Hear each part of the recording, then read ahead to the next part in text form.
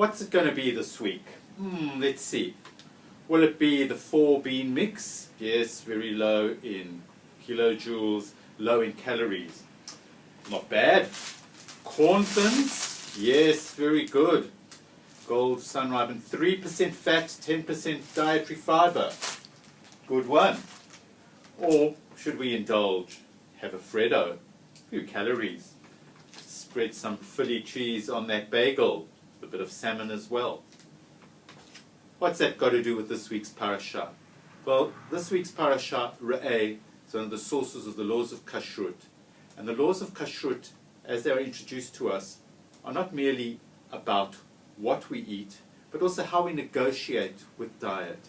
In other words, we thought a long time ago, long before everybody came along with their crazy diets and which way to stay fit and lean and mean, long before that, the Torah was saying to us, lo tochlu, lo tochal.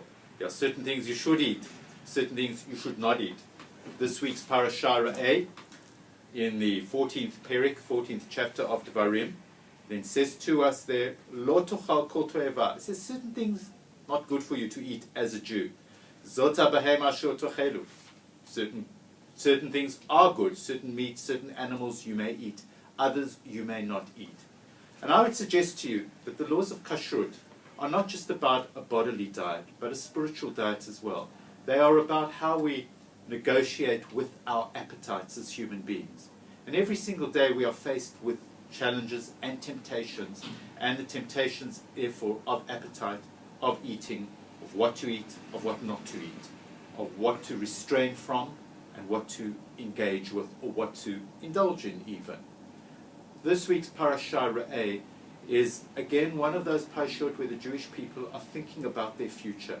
They are thinking about a future in their own land, their own country. And what will be important then is not only a negotiation of their physical appetites, but also how they will negotiate to live a moral, ethical way, how they will be an ethical people, a people living and creating a just society in Israel.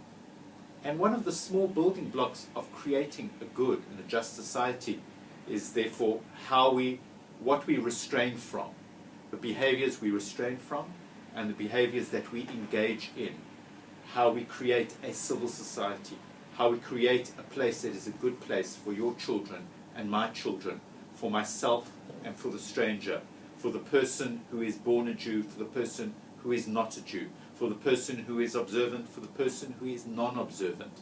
These are the kind of things we have to think about. The name of our parasha is Reeh, which means see, use one's eyes, visual.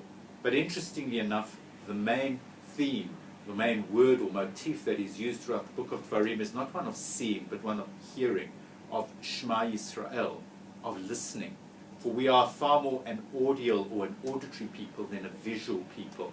So if we take just one message from this week's parasha, it's not lo taturu, don't just go after your eyes when you see that beautiful, that chocolate dessert, that nice rich Philly cheese. Think about it. Yes, I'm not saying we should not have occasions to indulge, to have a treat, but we need, just as we have to think about what we are going to eat, so we also have to constantly think about what we do in our behavior, how we act, and how we become better people through our choices. Shabbat Shalom.